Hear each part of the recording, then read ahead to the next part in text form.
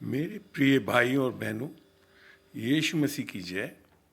आज Bible ministry की ओर से आपके बीच में मैं एक ऐसी शिक्षा के बारे में बताना चाहता हूँ जो बाइबल का एक बहुत महत्वपूर्ण विषय है। वो है अनुग्रह। तो अनुग्रह के बारे में चलिए आज हम दुआ करते हैं कि पवित्र आत्मा हमारे को प्रकाशन देगा कि वास्तविकता में बाइबल का अनुग्रह क्या है। अनुग्रह को बाइबल में बड़ा अच्छी तरह से परिभाषित किया गया है।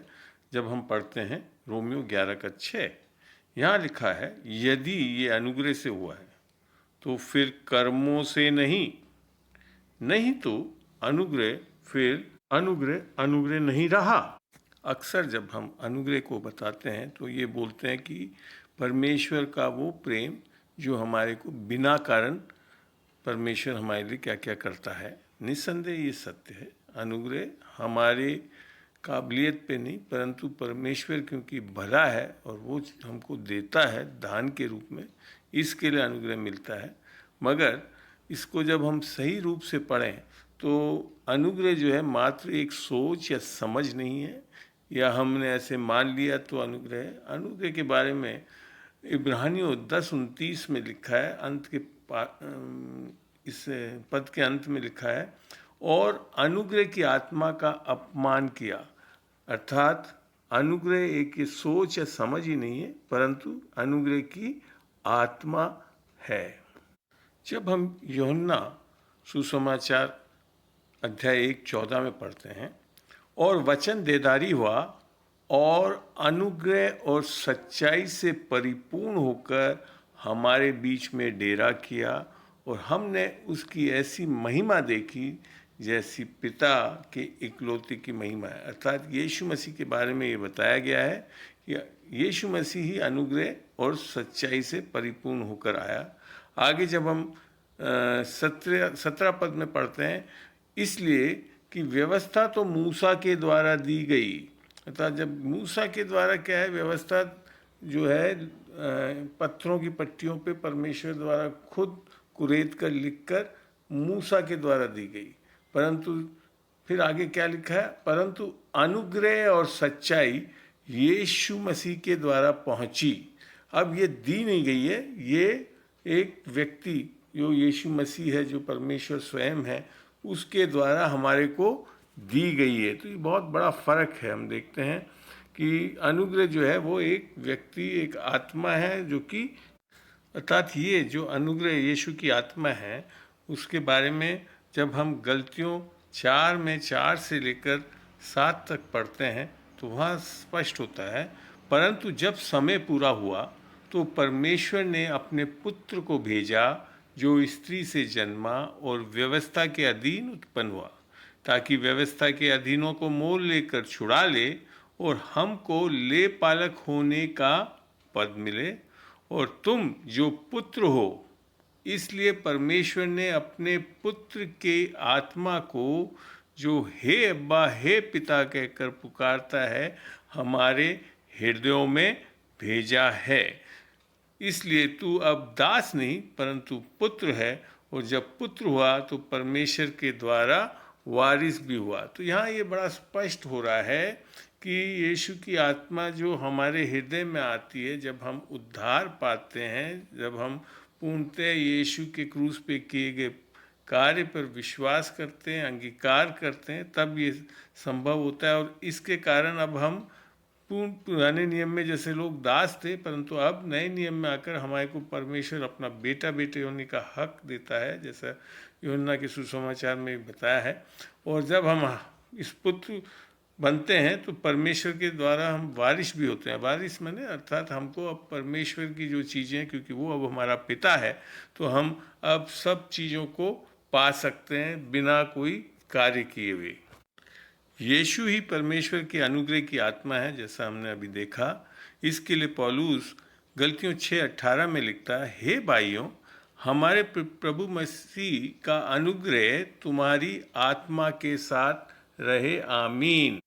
आपको पता है कि बाइबल ये भी बताती है कि हम परमेश्वर के अनुग्रह को व्यर्थ ठहरा सकते हैं। इसके लिए पौलुस ने गलतियों 2 में ये स्पष्ट किया है गलतियों 2 का 21 जब हम पढ़ते हैं, मैं परमेश्वर के अनुग्रह को व्यर्थ नहीं ठहराता, अर्थात हम व्यर्थ ठहरा सकते हैं। और ये कैसे होता है? क्योंकि यदि व्यवस्था के द्वारा धार्मिकता होती तो मसीह का मरना व्यर्थ था। तो यहाँ बड़ा स्पष्ट हो रहा है कि हम जब व्यवस्था के अधीन चलेंगे तो परमेश्वर के अनुग्रह को व्यर्थ ठहरा सकते हैं। तो ये चीज़ को हमें बहुत अच्छी तरह समझना है कि नए नियम में आकर अब हम व्यवस्था के अधीन नहीं चलते हैं परंतु अनुग्रह के अधीन चलते हैं।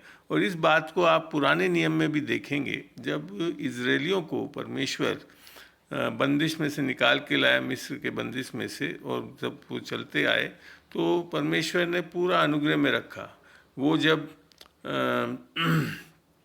सिनाई पर्वत तक नहीं पहुँचे थे तब तक उनको ऊपर कोई भी विपत्ति आई तो परमेश्वर ने उसको हटा दी। जब वो भूखे थे तो मांस दिया, मन्ना दिया, और जब वो चले तो उनके कपड़े नहीं फटे, ना उनके जूते घिसे।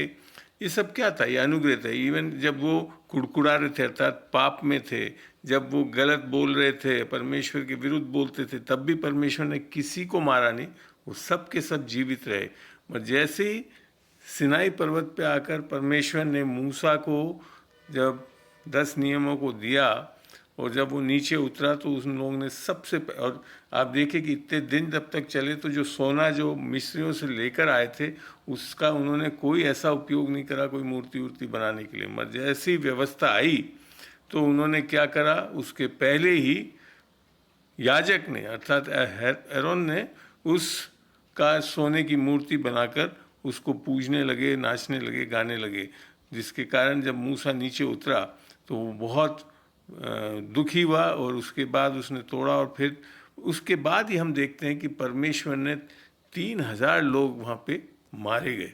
तो ये है एक प्रॉब्लम जब व्यवस्था आती है कि व्यवस्था आते ही अनुग्रह, क्योंकि व्यवस्था आती परमेश्वर आपके ऊपर पाप को मढ़ सकता है और उसके कारण आपके ऊपर दंड भी आ सकता है। इस बात को रोमियो में भी बड़ा स्पष्ट किया। रोमियो 5:20 बताती है, और व्यवस्था बीच में आ गई कि अपराध बहुत हुआ। यहाँ देखिए आप, व्यवस्था आने से अपराध कम नहीं हो रहा है, बढ़ रहा है। परंतु जहाँ पाप बहुत हुआ वहाँ अनुग्रह उससे भी कहीं अधिक हुआ।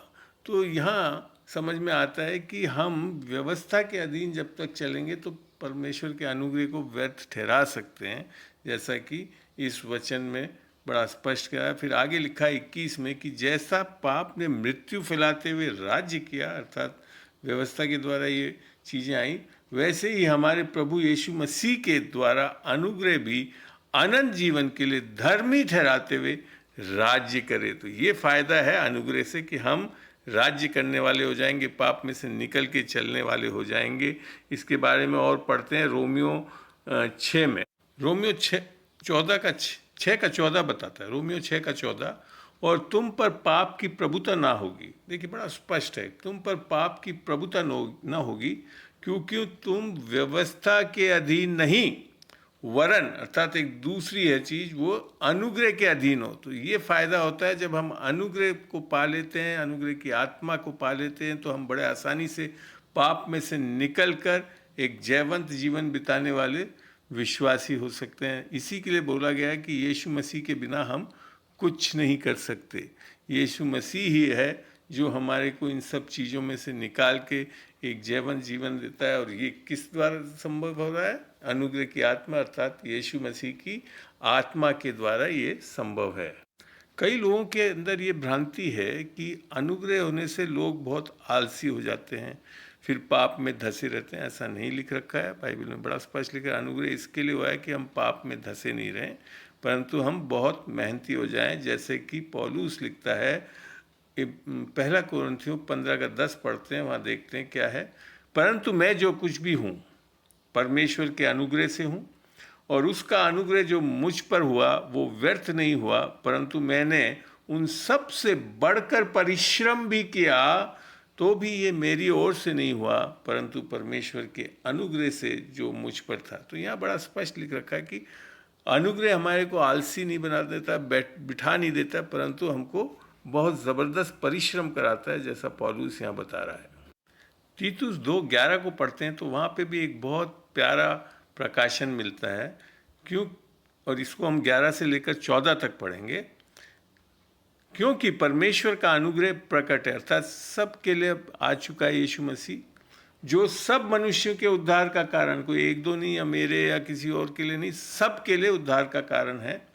हमें चिताता है, अर्थात एक ये व्यक्ति, एक खाली सोच समझ नहीं है, एक पर्सन है, अर्थात यीशु मसीह की आत्मा जो चिताती है कि हम अभक्ति और सांसारिक अभिलाषाओं से मन फेर कर इस युग में, अर्थात अभी आज जो आज संसार है, इस युग में संयम और धर्म और भक्ति से जीवन बिताएं। तो ये है वो आउटकम जो परमेश्वर के अनुग्रह से, अर्थात यीशु की आत्मा जो अनुग्रह की आत्मा है, हमारे को चलाती है। और फिर आगे लिखा है, और उस धन्य आशा की, अर्थात अपने महान परमेश्वर और उद्धारकर्ता यीशु मसीह की महिमा के प्रकट होने की बाट जोते हैं, जिसने अपने आप को, अर्थात ये है सुसमाचार, जिसने अपने आप को हमारे लिए दे दिया कि हमें हर प्रकार के अधर्म से छुड़ा ले और शुद्ध करके अपने लिए एक ऐसी जाति बना ले जो भले भले कामों में सरगर्म हो। तो ये है वो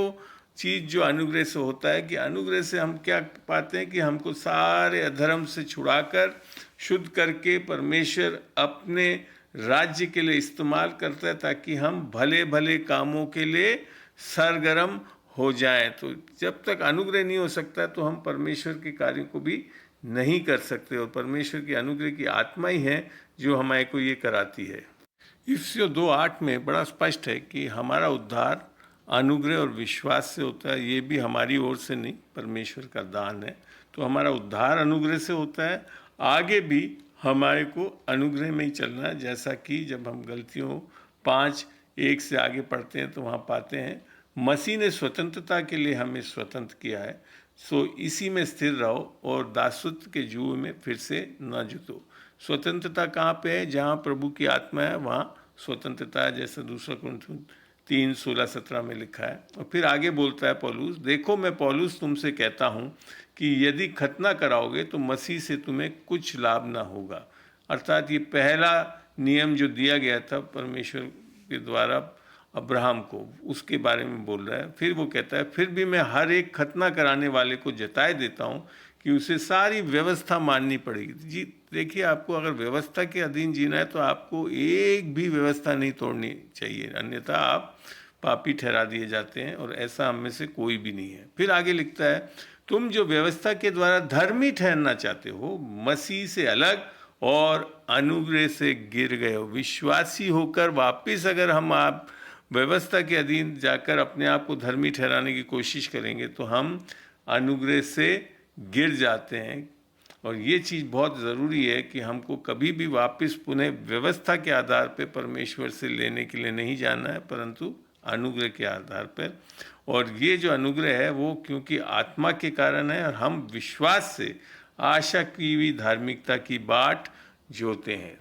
मेरे भाई और बहनों, आशा करता हूँ कि आज इन वचनों के द्वारा आपके सम्मुख अनुग्रह का प्रकाशन मिला होगा, और अनुग्रह क्या है और कैसे ये हमको इस्तेमाल करना चाहिए। कर्मों के द्वारा नहीं हो सकता और व्यवस्था से नहीं हो सकता, इसका ध्यान रखना चाहिए। और अनुग्रह के द्वारा हम उद्धार पाते हैं।